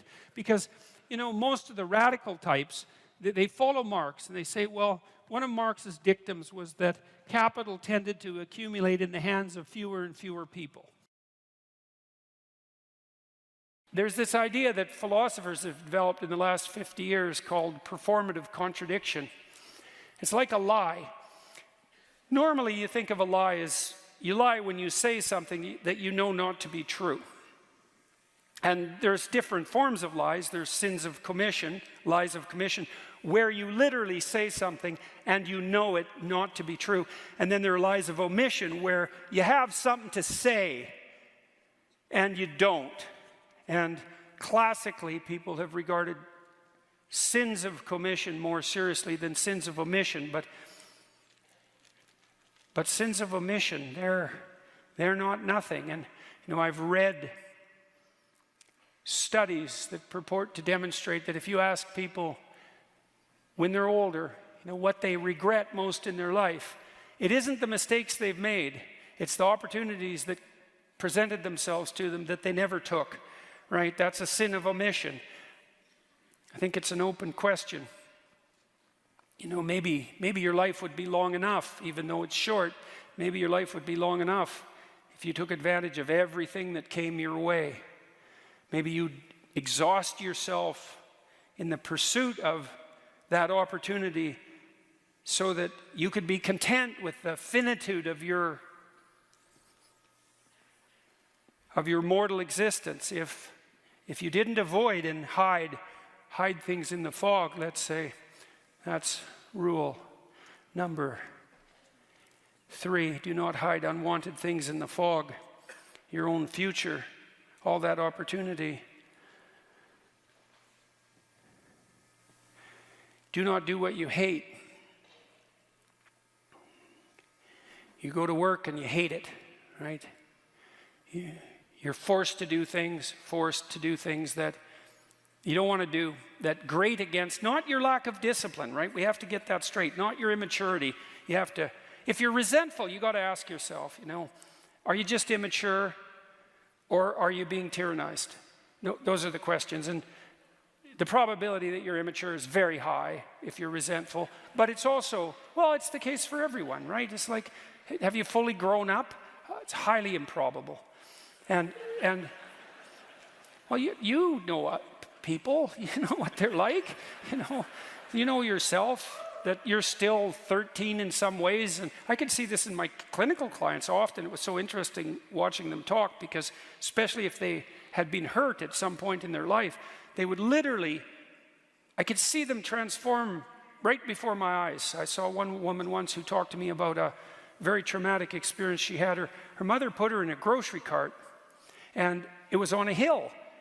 And she rolled down the hill in the bloody grocery cart, and it spilled her out. And she ended up in a hospital and under the care of a pretty damn psychopathic nurse. And it really tilted her towards paranoia for the rest of her life, right? She was so shocked, first of all, that she got hurt, and second of all, that when she went for help, she encountered someone malevolent who actually, what would you say, fed on her pain. She never recovered from that. And then when she was telling me the story, she was like a 55-year-old woman. She was 5.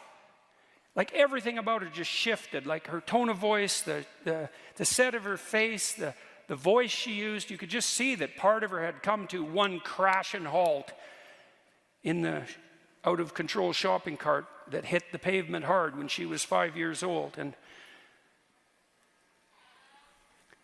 this hate.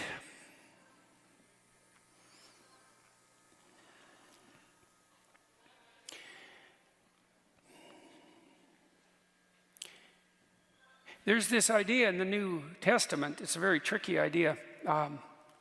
There's one unforgivable sin. People have argued forever about what that is. Because the idea, that one of the ideas our culture is based on, is that if you've made mistakes in your life, but you admit to them, so that's to confess, let's say, and then you repent, which is to figure out what the hell you did wrong and decide to do better in the future. That can be very hard if you did something really wrong, so it's not like it's an easy thing to do. It's difficult in proportion to the magnitude of your failure to aim, let's say. But that if you do that properly, no matter how far you've strayed, that you can be set back on the proper path, right? That you can be forgiven and that you can then move ahead. And we better hope that's true, because there isn't anybody anywhere who hasn't done many things that were pretty damn dark. And if it was all only the case that we were done when we made a mistake, then, you know, the jig's up for the rest, for everyone. And so you need justice, because you can't get away with everything or even anything perhaps, but you need mercy too. And mercy is, well, the same. You apply that to your children as well. You know, they make a mistake or multiple mistakes, and perhaps even more so when they're teenagers. And the basic rule is still, you know, try to do better and you're still welcome, fundamentally. And that's a good rule. That's a really good rule. What would interfere with that process of redemption, let's say, and maybe that's your decision not to abide by the dictates of your own conscience. So you tell yourself, I shouldn't be doing this, whatever it happens to be. Maybe you don't find your job meaningful, and not that that's a simple problem. Or maybe you're really called upon to do things at work or in your family life, or just to save your good name, that really do disturb you, and yet you do them anyway. And then you practice doing that. You make that into a habit, and everything you practice, that becomes you. This is true neurologically. If you repeat something over and over, if you practice it, you build the biological structures that make you an expert at that. And so if you're practicing violating your own conscience with a performative contradiction, this other form of lie, this willingness to act out things that run contrary to your own sense of morality, right? So you act out a lie. Well, then you become the embodiment of a lie. And, well, there's endless metaphorical speculation about the spirit of the lie, right? I mean, that's one of the characterizations of the great adversary of mankind, you know, is the prince of lies. And you allow that to take up its residence within you because you're rationalizing doing what you hate, then you do that at your own peril. And if you get really good at that, maybe there's no way back. The danger of being an actor, you know, is that you become the actor and then you lose you, obviously. You replace you with that falsehood, and that will make you bitter, to lose you in the service of a falsehood. And then, you know, once you're bitter, then you're vengeful. And once you're vengeful, then you're, what's next? Fratricidal. That's Cain, by the way. And once you're fratricidal, the next step is homicidal. And the step past that is genocidal. And, you know, you can walk down all those steps, and people have lots of times. And every one of us has something in us of all of that. That's for sure. And you don't want to practice that. And you might think, well, you never get messages from God. It's like, yeah, actually you do. It's your conscience. And that pesky little thing doesn't exactly do what you want it to do. It tends to upbraid you on a fairly regular basis and remind you of your various idiocies and inadequacies. And you might think that that's you speaking, but then you might ask, well, why does it tell you things you don't want to hear then? And why can't you control it? And those are both extraordinarily good objections. And the what would you call it? The equation of conscience with the God within, let's say, isn't something I've just invented either. There's a very pronounced and profound thread of Catholic thinking in particular that identifies the conscience with the voice of God within. And it's an idea that emerges in the Old Testament with the prophet Moses. And who's the prophet? He appears with Christ when he's transfigured on the mount. It's Moses and Elijah, who is the first person to posit that God is not in nature, but is the still small voice within, right? So that's what comes to Jonah. And it says just what the conscience always says, that you have to go do something you'd rather not do. You have to admit something you don't want to do. You have to undertake some remedial action that you don't want to undertake. You have to atone for your bloody sins, and sometimes for the sins of other people. And so the voice comes to Jonah and says, you know, there's a city some distance from you, Nineveh, and it's full of your enemies. And so the people of Nineveh are the historical enemies of the Israelites at that time. But despite the fact that it's a city of your enemies, I want you to go there, because I'm not very happy with the Ninevites. They've wandered off the pathway, and I'm feeling like giving them a good smiting, and if they don't straighten up, there won't be any of them left. And I'm sort of, deliberating about whether or not my choice in that regard is acceptable, and I thought I might send you there just to see if they'll straighten out. And Jonah thinks, yeah, I don't think so, buddy. First of all, I just soon see them go to hell in a handbasket, because they're my enemies and they're the habitual enemies of the Israelite people, so why would I give a damn if they live or die? And since they're my enemies, it might be better if they burn in hell for all I'm concerned, so no, I don't think I'm going to go there. And there's 150,000 of them and one of me, and I'm their enemy, and so why? This sounds like a very bad strategy as far as I'm concerned. So Jonah does what people always do, and he thinks, I think I'll just hightail it in the other direction, which is exactly what you do when you're called upon to say something that you bloody well know you should say, and you don't. And furthermore, you also think in your pride and foolishness that you can get away with it, and you can't, because you never get away with anything. So, and if you think you do, that's that same voice of pride telling you that you are capable of bending or twisting the fabric of reality itself without it snapping back and taking you out. And that is not a wise thing to think.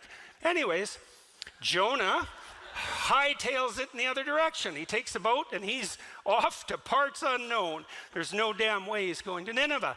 And so what happens?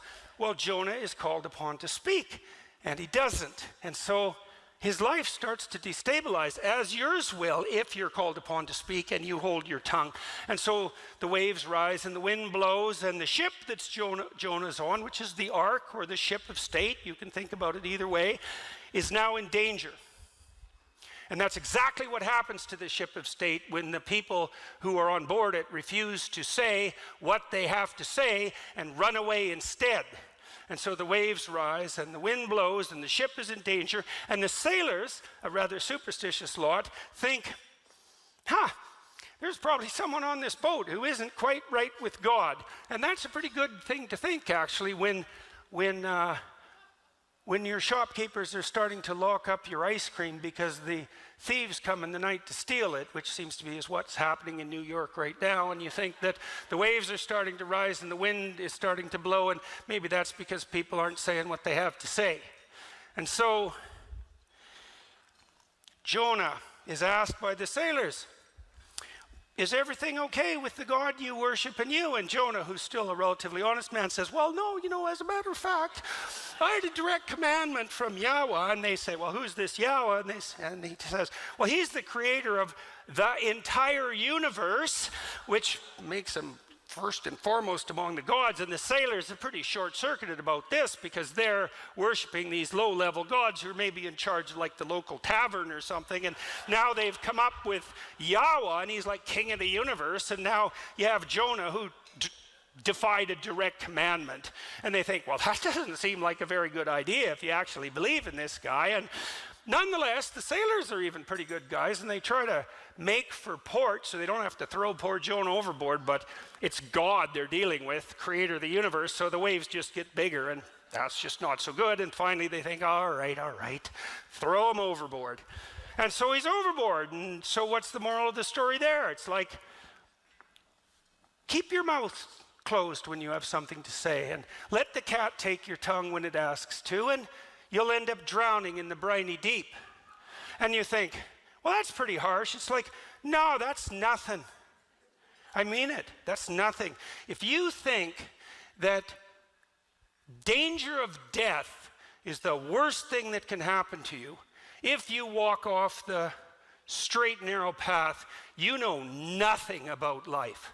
There are things that are far worse than death. And if you have even the least bit of familiarity with the catastrophic history of the 20th century and all the brutality that went along with all the silence and lies, you'd know perfectly well that death is one of the things you have to fear the least. And so what happens to Jonah? He's drowning away. That's pretty miserable, but that's nothing. The beast comes up from hell itself, right? And takes him in its mouth and pulls him down to the depths. And you might say, well, what are the depths? What's this whale? It's the jaws of hell. Well, and how do you know that? Well, he's there for 3 days. It's the same 3 days that Christ spends harrowing hell. It says in the story of Jonah that it's a beast from hell. That's a hint. The parallels are there as well as the direct representations, and it's part of the standard mythological landscape. And what it means is that, look, if you fail to say what you have to say when it's your turn to talk, it isn't just your life that you're putting in danger. It's the entire bloody social contract. So what did Solzhenitsyn note in the Gulag Archipelago, which was perhaps the greatest study of totalitarian atrocity and the psychological reasons, practical reasons as well for the existence of that atrocity? Solzhenitsyn's conclusion was, a totalitarian state isn't a dictator oppressing the freedom-loving masses. That's a fool's vision of the world. It's the universal grip of the lie on every soul, every single one. Not a single man in a totalitarian state is willing to stand up and say what he knows to be true. And that's the totalitarian state. So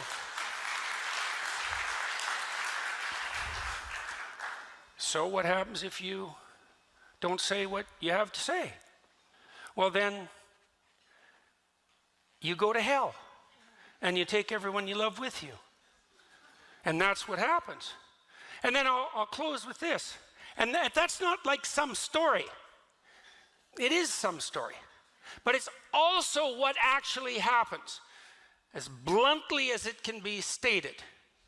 And so that's another reason why it doesn't take courage to say what you have to say when you're called upon to speak. It takes wisdom, and that's not the same thing. Okay, and I'll close with this. Here's something to think about as well. I've been writing about the story of Abraham. Abraham's an interesting story. So it opens up with a guy who's already in paradise. At least he's in the socialist utopia paradise. And I mean that. In that he has everything he needs given to him. So his state has fulfilled for him the Marxist dictum of each according to his need. Abraham has rich parents. He has everything he needs in his tent. He can lay there and let half-naked slave girls wave palm fronds over him, eat peeled grapes. And he does that till he's like 75. And no wonder. Anyways, a voice comes to him and says, okay, buddy, up and at him. It's time to get away from your tent and get away from your mom and get away from your dad and get away from your family and your tribe and to go out in the world and have an adventure. And so Abraham listens. Oddly enough, he listens. And he goes out on his adventure, and it's one bloody cataclysmic catastrophe after another. It's starvation and tyranny and the conspiracy of the Egyptian aristocracy to steal his beautiful wife, and war and death and the necessary calling for the sacrifice of his son. It's just a cataclysm. And through all that, God promises him that if he maintains his faith, he'll be the father of nations. And what does that mean? It means if you have the adventure of your life, then everything that could possibly be granted to you will be granted to you. And then you might ask, well, how do you have the adventure of your life? And the answer is, you tell the truth. You exercise your right and responsibility to free speech. You tell the truth. And then you might say, well, why is that an adventure? Well, first I could say, try it. But I could say, let's explain it. Why is it an adventure? And also, why is it your adventure? Well, if you're lying, whatever happens to you, that's not your adventure. If you're lying and something happens to you, that's the adventure of the spirit of the lie. The lie that you think you told, but that actually possesses you.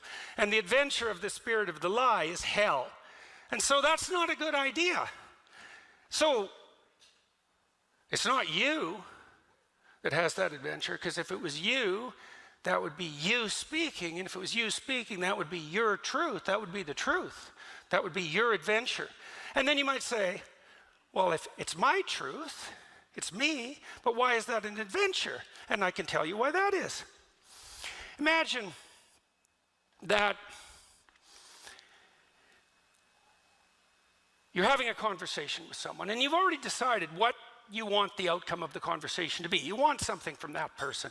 You want them to sleep with you. You want them to give you money. You want them to admire you. You want them to think you're beautiful. You have some instrumental goal in mind, and maybe it's even a somewhat noble goal, but it's instrumental. You craft your words so that you manipulate the situation, so that you obtain from the person you're communicating with, the crowd you're communicating with, what it is that you want. And maybe you get it. And then maybe you say, well, what's wrong with that? And what's wrong with that is like, well, what the hell do you know? I'm dead serious. Have you never got something that you were aiming at that was the wrong thing to get? That happens to you all the time. I mean, sometimes you fail too, and that's obviously not pleasant, but the worst kind of failure is to get exactly what you're aiming for and find out that the lies you had to tell to get it turned out to deliver to you something that not only had no value, but that was actually contrary to your best interests. And then you might say, well, how could you possibly exist in the world otherwise? Because you have to have a plan, you have to be aiming at something, you have to be wanting something to even communicate. And I could say, well, actually, that's not true. You can replace that instrumental longing with faith. And here's the basis of faith, a form of faith. The basis of the highest form of faith is the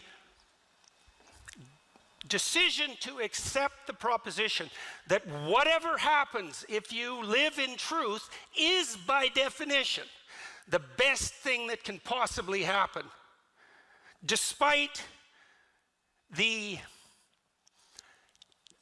your inability as a consequence of your limitations to have the wisdom to see that. And it's a statement of faith, because there's no way of demonstrating the validity of that proposition before enacting the hypothesis. You have to commit to it. Well, let's make it practical.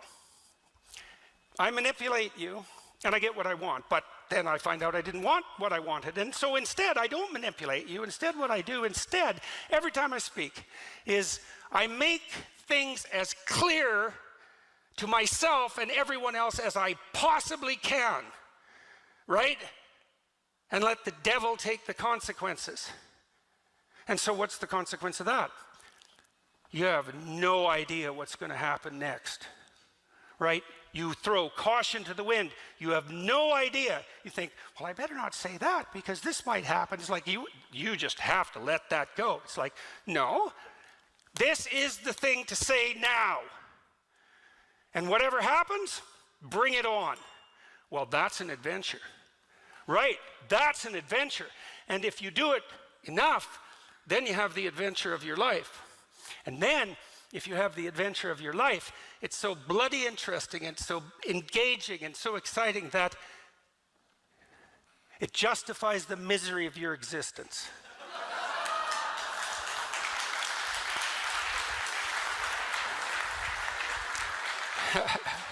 So I know that. And that's why I say what I have to say. And that's why I said what I had to say tonight. And so, thank you very much. So I might say, well, why are you going to university? Or I might say, what are you doing right now?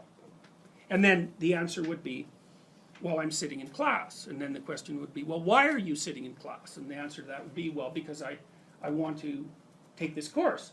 And why? Well, it's because I want to get my degree. So why? Well, because I want to be prepared for a career and a productive and high quality life when I get out. Well, why? Well, you can keep saying why pretty much indefinitely, and as you answer, you go farther and farther out in time scales. Now, it's a tricky thing, because one of the things I might tell you, this is a very complex cognitive problem, is, well, where should you stop? So, for example, I could say to you, do you want $100 an hour, or do you want 50,000 years in 75 years? You're going to think, well, I'll probably take the $100 now. Well, how about 200 years? It's like, well, I'm not going to be there. I'll take the $100 now. Well, so obviously thinking out 200 years is not that helpful. Now, you might think, well, no, you should calculate the effects of your actions on the vastest time span possible and include the largest number of people if you're really going to equilibrate it. But the problem is you can't do the computations, because you get this thing called combinatorial explosion happening, which is that it's like a chessboard. You make one move, okay, fine. But then you could make 4, and then with each of those you could make 4 more, and then with each of those you could make 4 more, and soon if you're looking 20 moves ahead, it's like there's so many moves that the other person could possibly make that looking that far ahead is pointless. You can't do the computations.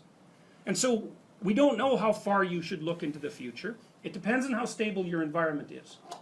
But 1 month seems okay. A year, yeah. 3 to 5 years, that's what I'll have you do when you do the future authoring program. 20 years? Probably not. And the reason for that is the margin of error in your prediction grows so large that your prediction isn't worth anything. And you can really see how that's the case now, because like, what's it going to be like in 20 years? When I was a kid, I used to read science fiction. It was like plausible accounts of the potential future. It's like, now? Who knows? Anything could happen. Anything could happen. You could be 3/4 robot in 20 years. You could have a lifespan of 10,000 years. I mean, we just do not know. We could be living in caves again with everything in ruins. We don't have a clue what's going to happen. So 20-year span, I would say, get friendly with computers. So 20-year span's too long. So, okay, anyways, what I'm pointing out is that you have to calculate what you're doing across multiple spans of time, and in that combination, in combination with many, many people. And that makes things very complex, but that's how you're building the structures that you live within.